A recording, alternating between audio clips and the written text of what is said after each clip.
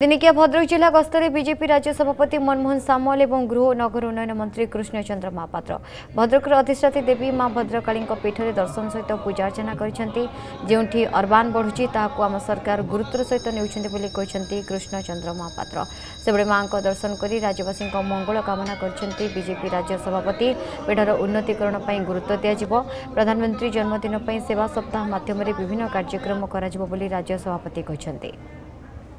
पौरपालिका हबार योग्यता प्राप्त कर निश्चित भाव में हम जो भी अर्बानाइजेशन बढ़ुची आम सरकार गुरुत्वर सहित पदक्षेप जिला एनएसी तो ये दुईटा एनएसी घोषणा है। जन्मदिन कार्यक्रम काली सारा देश हम रक्तदान शिविर हम रक्तदान शिविर अनलिमिटेड करने कथा वृक्षरोपण माँ गछटी कार्यक्रम हम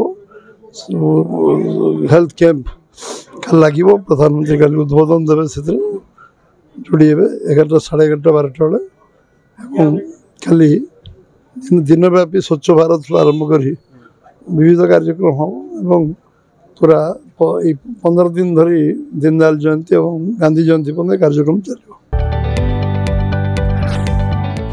जदि आपंक आम भिडी भल लगा तेब आम चैनल को लाइक शेयर और सब्सक्राइब करने को जमा भी भूलु नहीं।